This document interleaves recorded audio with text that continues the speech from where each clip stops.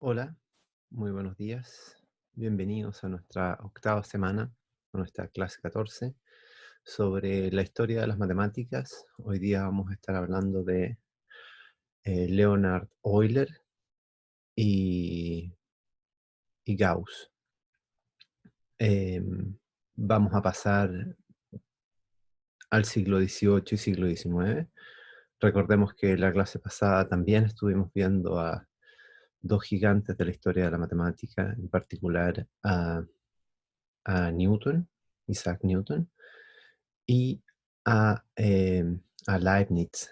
Ambos eh, se les considera hoy día como los precursores o quienes descubrieron el cálculo diferencial.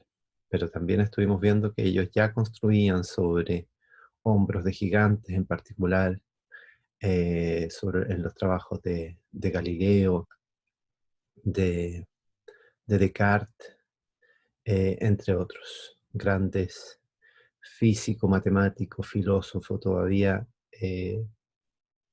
incluso en esta, en esta época de la historia, son disciplinas aún mezcladas.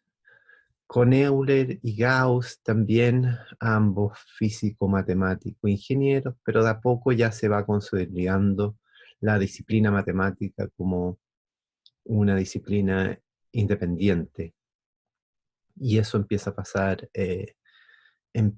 pasar con Gauss y ya se consolida como tal con uno de sus alumnos de doctorado, que es Bernard Riemann. Eso lo vamos a estar viendo la clase siguiente. Entonces, bueno, comencemos con Leonhard Euler. Eh, bueno, él nace en 1707 y muere un 18 de septiembre de 1783 en Basel, en Suiza. Él fue matemático, físico, astrónomo, geógrafo, lógico e ingeniero en Suiza, donde realizó descubrimientos importantes y influentes en muchas ramas de la matemática. Incluso inaugura un área de la matemática que hoy día es tremendamente influyente en tecnología, en la concepción del mundo moderno como redes, en la inteligencia artificial, entre otras cosas, que es la teoría de grafos. Ya vamos a estar hablando brevemente de un ejemplo muy sencillo de esto. Entonces, bueno, entre otras cosas, el cálculo infinitesimal, también como mencionaba la teoría de grafos, hizo contribuciones pioneras también en topología. En esa época tampoco existía esta área de la matemática y bueno, la teoría de números en general, ¿no? Eh, Eso sí, si bien es cierto, ya existía, él lo escribe ya propiamente tal como el lenguaje propiamente matemático. También introdujo gran parte de la terminología y notación de la matemática moderna. Eso ya lo hemos discutido, es fundamental. Eso es lo que hizo tal vez la diferencia entre Newton y Leibniz. Newton ocupaba una notación que le convenía a él, sin embargo, no tuvo la visión suficiente como para poder haber inventado otra notación. Toda la integral, la derivada que ocupamos en cálculo diferencial es la notación de Leibniz. Entonces, bueno. También se le conoció a Euler por trabajos en mecánica, dinámica de fluidos, óptica, astronomía y teoría de la música. Euler los va a acompañar durante toda su carrera en ingeniería, lo van a volver a ver en mecánica de fluidos, lo van a volver a ver en física avanzada, lo van a seguir viendo en matemática. Entonces, es fundamental que conozcan un poco quién él es. Bueno, él entra a la Universidad de Basel muy joven, Ahí tuvo como profesores a Jacob Bernoulli y Johann Bernoulli, una familia de matemáticos suizos muy conocida y muy influyente también en la historia de las matemáticas. Em, y fueron realmente los hermanos Bernoulli quienes descubrieron en Euler un genio universal, alguien capaz de cambiar la historia de las matemáticas para siempre. Bueno, Euler estaba no solamente interesado en matemáticas, también en filosofía. Él se graduó en filosofía, ese fue su primer título, justamente en una disertación, como se le llamaba a la época, hoy día sería una tesis, de comparando las filosofías de Descartes y la de Isaac Newton.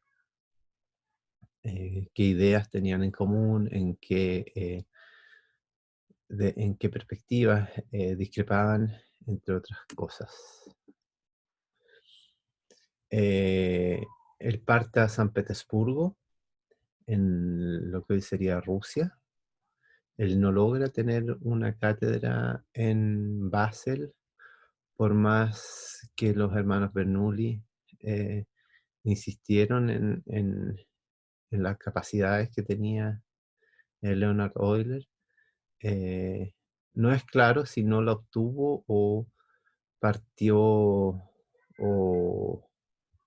o, o él partió básicamente a San Petersburgo, porque ahí le ofrecieron primero la cátedra. Bueno, San Petersburgo ya tenía un cierto prestigio en el mundo académico, científico, entonces, bueno, él parte a San Petersburgo.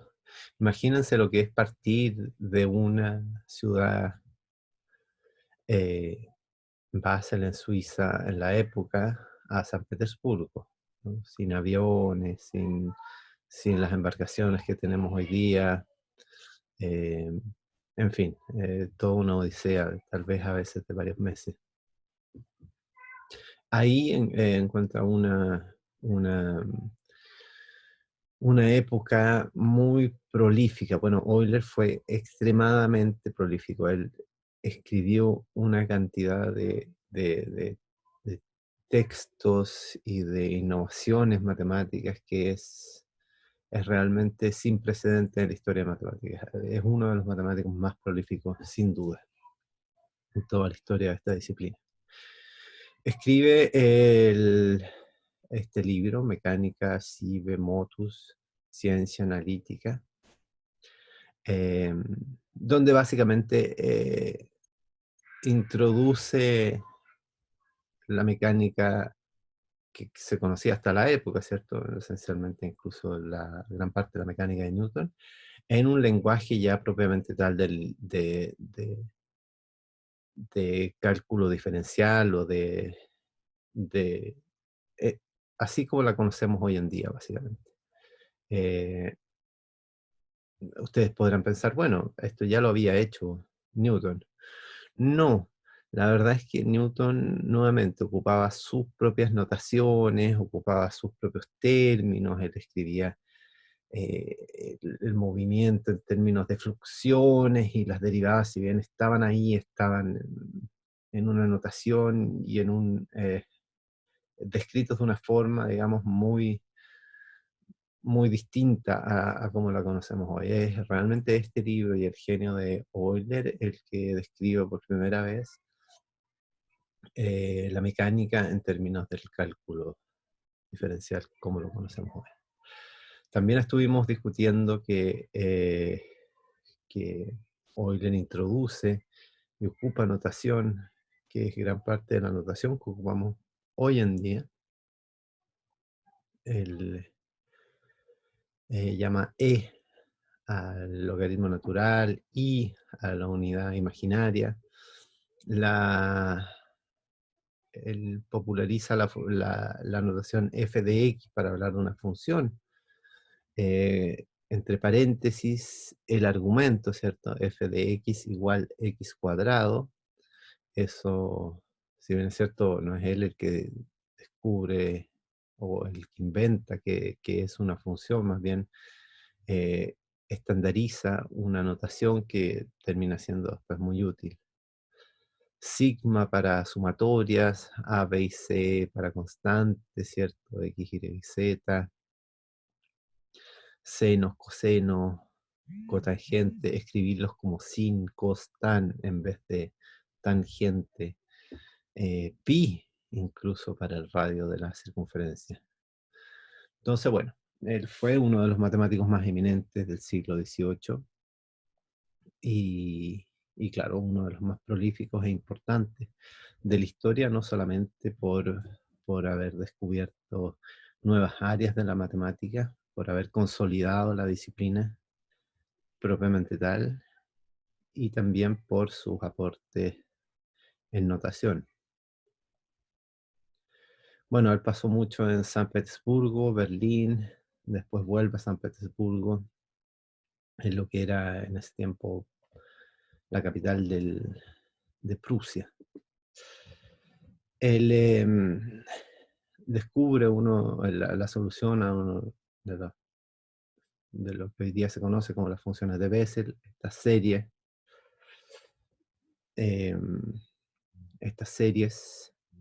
Bueno, ya habían descubierto los griegos, ¿cierto? Pero siempre llama la atención que la suma, fíjense que esta es una suma infinita, o sea, uno va a estar sumando infinitas veces, y uno va a estar sumando infinitas veces números positivos. ¿Qué significa esto? ¿Por qué positivo? Porque, bueno, 1 es un número positivo y abajo hay un n cuadrado. Y este n cuadrado es siempre un número positivo, porque un número por sí mismo es siempre positivo. Además que el n va de 1 hasta infinito, así que eh, la suma va tomando solo números positivos. Así que, bueno, eso va a ser números positivos. Entonces uno podría preguntarse, ¿por qué la suma infinita de infinitas cantidades positivas, eso va a ser un número? Un número, o sea, eso va en términos matemáticos a converger a un número fijo. ¿Por qué esto no crece infinitamente si yo siempre estoy añadiendo y añadiendo y añadiendo? Bueno, esto ya se había descubierto antes, pero básicamente si yo empiezo a añadir incrementalmente menos, cada vez menos, cada vez menos, cada vez menos, cada vez menos, yo eventualmente voy a llegar a una convergencia. Bueno, esta suma ya había,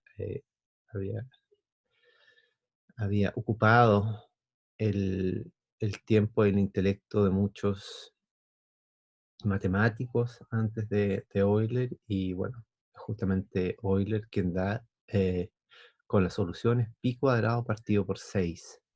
Fíjense que pi, que es el radio de la circunferencia, disculpen, que es esta, esta constante que aparece tanto en el área como en el perímetro de una circunferencia, sale acá en una suma de 1 partido por n cuadrado. Eso es fascinante, ¿cierto? No hay razón evidente por cual uno debería esperar un pi cuadrado acá.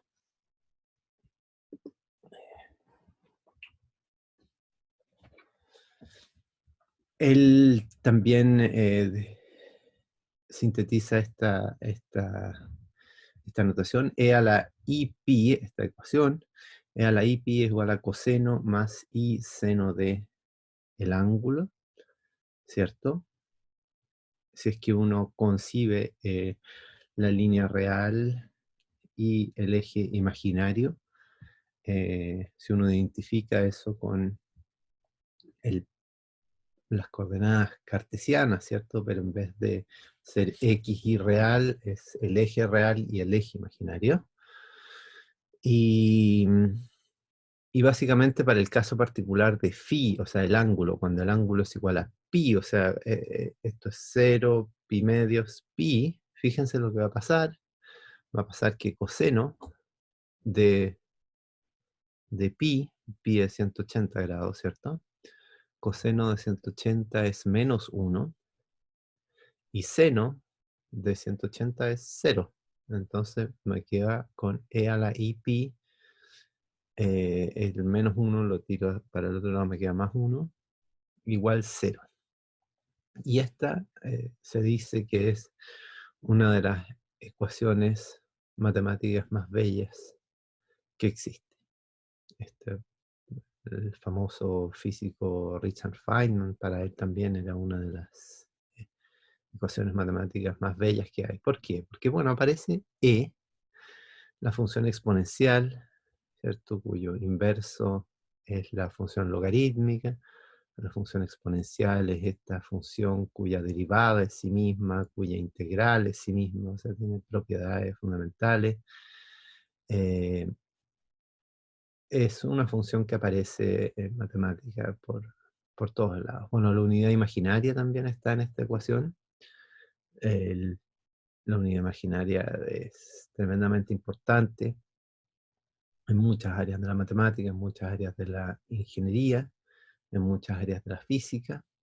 Está la constante pi, que aparece y aparece y aparece en matemáticas, en ingeniería también, en estadística incluso. Ya lo vamos a ver en unos minutos cuando veamos la biografía y los aportes de Gauss. Está el signo más, ¿cierto? La suma, una operación fundamental en matemáticas. Está el número 1, que, que más que un número representa la unidad. La unidad no necesariamente es la unidad que conocemos para la suma o el producto de números naturales. Después uno puede concebir identidades o unidades más generales, ¿cierto? Ya vamos a ver en un par de años más en álgebra lineal las matrices, y las matrices también uno las puede multiplicar por su unidad. Ahora, claro, las matrices uno no las multiplica, aunque bueno, puede multiplicarlas también por números. Normalmente, ¿qué significa el 1? Significa que cuando uno multiplica u opera un objeto con este 1, esto va a ser igual al objeto original. Entonces, por ejemplo, multiplicaciones. 8 por 1 igual 8, que es este tipo que está acá.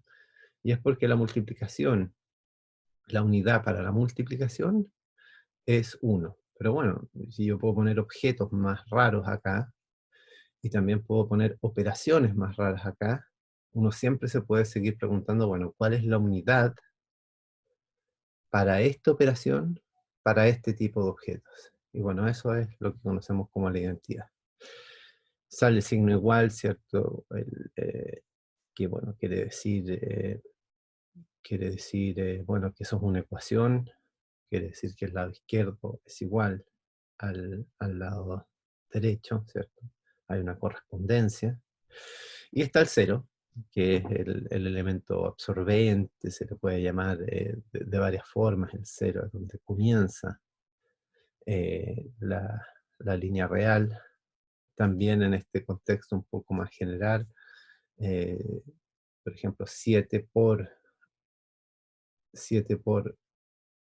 algo tiene que ser igual a 0. Entonces, ¿quién es este algo? Bueno, es 0. Este es el elemento absorbente. Bueno, vamos a ver que esto también es más general en el contexto que acaba de decir, ¿cierto? Objetos más generales, operaciones más generales, me llevan al elemento absorbente. Pero en fin, esto es parte de los aportes de Euler. Justamente en Prusia, en Königsberg, nuevamente en lo que hoy sería Rusia, él inventa este problema, que eran 7 puentes que existían en esa ciudad, y se preguntaba, bueno, ¿será posible recorrerlos todos pasando solamente una vez por cada uno? Entonces, bueno, él justamente inventa esta notación, esta forma de ver el problema como, ok, voy a poner un vértice por cada porción de tierra que me lleve de una porción de tierra a otra, y estos van a ser los links. Entonces, bueno, el problema de pasar por los puentes, claro, por los puentes, termina siendo análogo al recorrer este grafo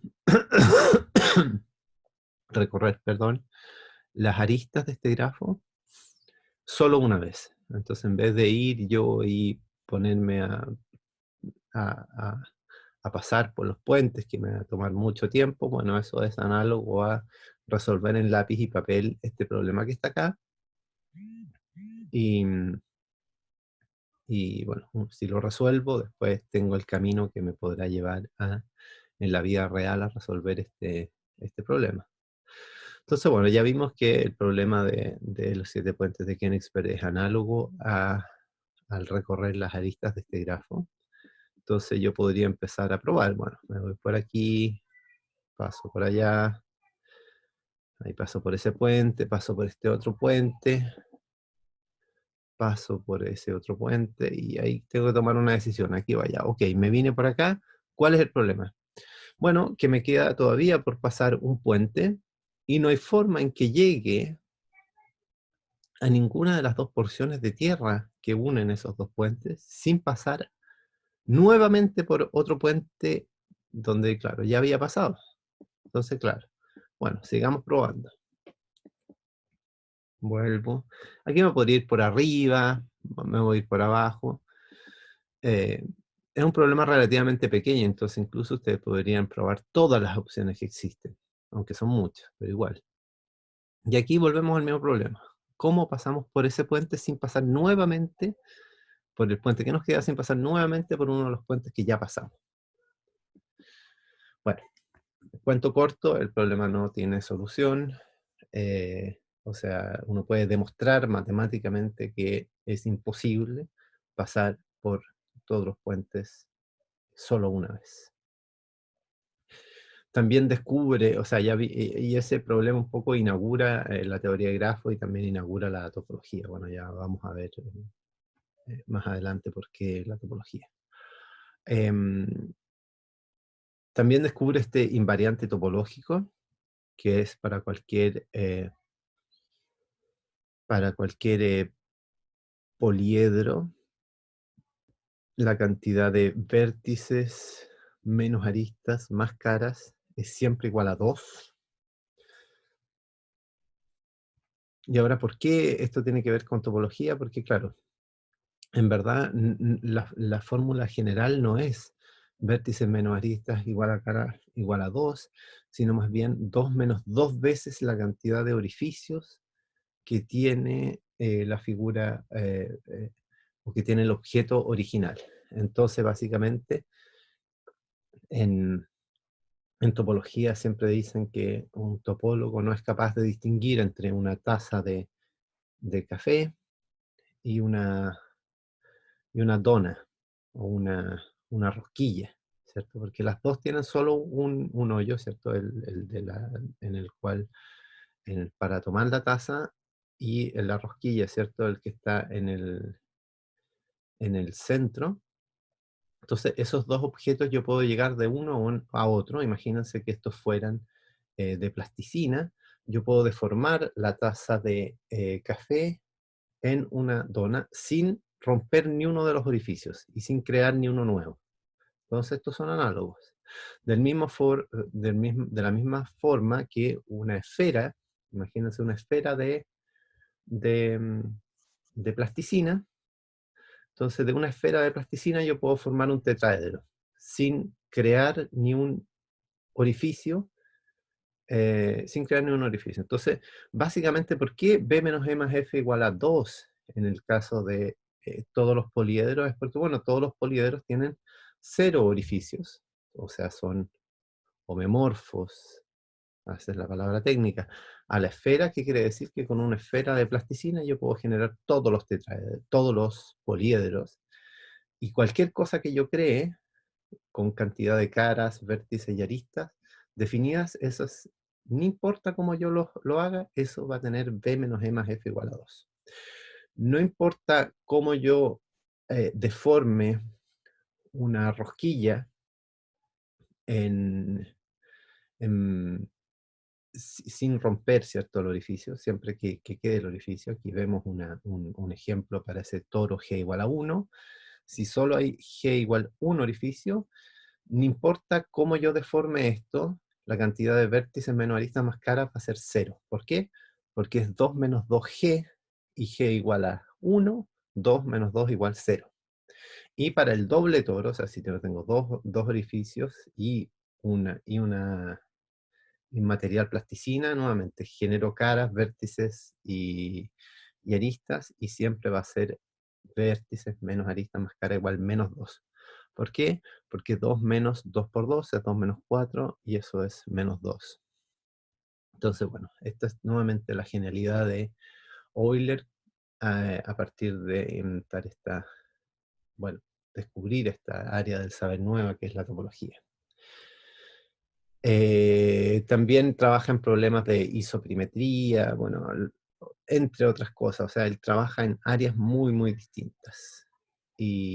Hace aportes y escribe mucho. Quédense con esa idea, un tipo muy, muy prolífico, Leonhard Euler.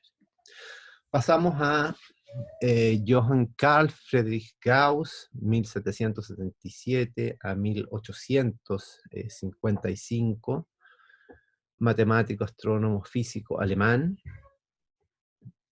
Contribuye en muchos ámbitos, ¿cierto? En estadística, álgebra, teoría de números, análisis, magnetismo y óptica. También un genio, de muy pequeño se descubre sus tremendas habilidades para las matemáticas. Cuenta la anécdota que de muy pequeño eh, lo hicieron sumar los 100 primeros números. Y bueno, el resto de los niños decían, bueno, tengo que sumar 1 más 2 más 3 más 4 más 5 más 6 hasta 100. O sea, la mayoría partía 1 más 2, 3, más 3, 6, más 4, 10, más 5, 15, más 6, 21, más 7. Y bueno, imagínense lo largo y lo complicado que es sumar los 100 primeros números, y la probabilidad de equivocarse ahí es bastante alta, solamente por temas de memoria, concentración, niños, evidentemente que no es sencillo. Pero bueno, él vio el problema desde otra perspectiva. Dijo, bueno, 1 más 2 más 3 más hasta 100, si uno suma el 1 con el 100, eso es 101. El 2 con el 99, eso es 101. El 3 con el 98, eso es 101. El 4 con el 97, entonces, básicamente, en vez de empezar a sumarlos secuencialmente, voy a sumar los que me van quedando en los bordes, 101, 101, 101, y esto se transforma en una multiplicación muy sencilla. Es 101 por 50, y eso es 5050. Entonces, en vez de estar sumando tantos números, es mejor repensarlo y verlo desde esta perspectiva. Y bueno, aquí está explicado, ¿cierto? Para los números del 1 al 10, esto es 11 más 11 más 11, 5 veces, eso es 55. Y eso es básicamente, y es lo mismo con una multiplicación, es lo mismo que poner estos números en dos triángulos, ¿cierto? Yo tomo los números, eh, claro, en dos triángulos, que me queda un cuadrado, y un cuadrado es la multiplicación, o sea, en este caso es 50 veces 101. Entonces, bueno, esa es parte de la anécdota. Acá tengo un pequeño video para que... Más 3 más 4 más 5 más 6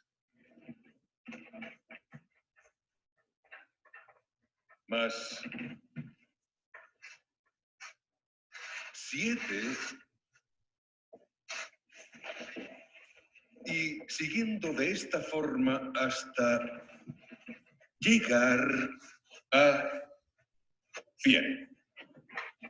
Y pobre del que me moleste antes de tener la solución.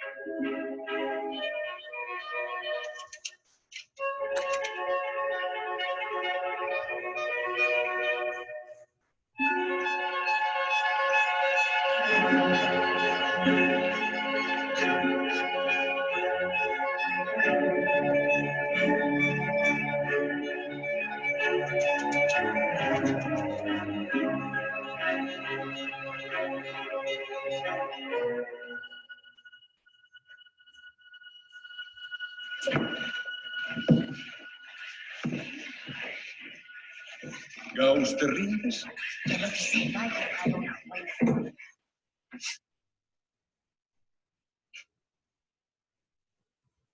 ¿De dónde has sacado esto? Bueno, nos ha pedido que sumáramos todos los números del 1 al 100.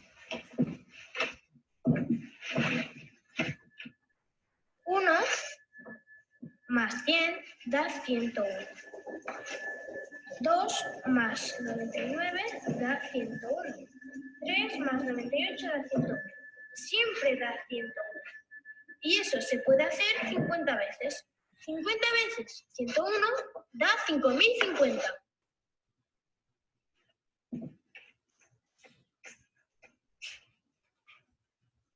Gauss al rincón. En silencio y te quedas hasta el final. Pero si yo solo ¿Me le... contestas?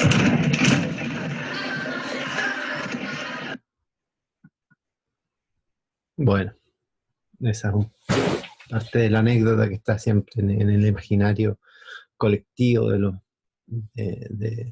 la matemática. No sabemos si es cierto y si fue realmente con la violencia que se ve acá, pero bueno, también nos ayuda un poco a imaginarnos lo que era la disciplina en esa época, lo que era la escuela, y bueno, en ese contexto se desarrollan todos estos grandes matemáticos. Él escribe en 1801 las disquisiciones aritméticas, donde, bueno, en este libro se sientan las bases más matemáticas propiamente tales de la teoría de números. Este es uno de los libros que se conoce hasta el día de hoy como más influentes en la historia del desarrollo de esta disciplina. También, bueno, en su tesis doctoral, él defiende, él demuestra, termina demostrándolo varias veces y con distintas técnicas, lo que hoy conocemos como el teorema fundamental del álgebra. Bueno, aquí está escrito, bueno, el teorema fundamental del álgebra básicamente dice que un polinomio de grado n tiene n soluciones, no necesariamente soluciones en los reales, sino más bien en el cuerpo en el cual están escritos los coeficientes de este polinomio. Eso puede ser en los números complejos, por ejemplo. También escribe, bueno, en esta época ya ven que se escribía todavía en latín, problemas en astronomía. Él escribe esta teoría motus corpus celestium in sectionibus conicum solem ambientium, básicamente un libro sobre ecuaciones diferenciales, lo que hoy conocemos como ecuaciones diferenciales, secciones cónicas y movimiento de cuerpos celestes, movimiento de planetas en torno al Sol.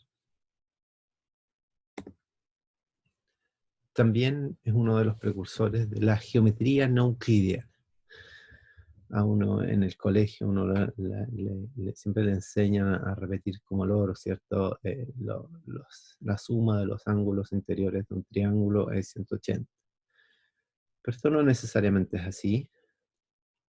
Tenemos ejemplos muy familiares en cuales esto no es así. Por ejemplo, tomen la línea del Ecuador en la Tierra, ¿cierto?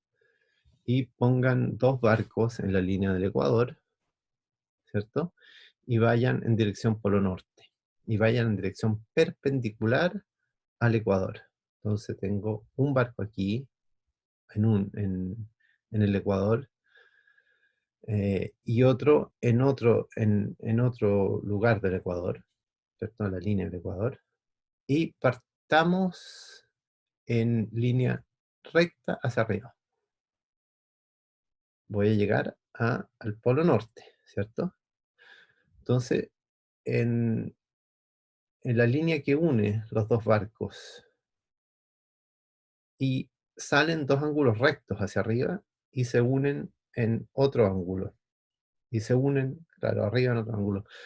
Entonces, los dos salen en línea recta. Entonces tengo 90 más algo arriba que es distinto de 0. Entonces voy a estar sumando más que 180.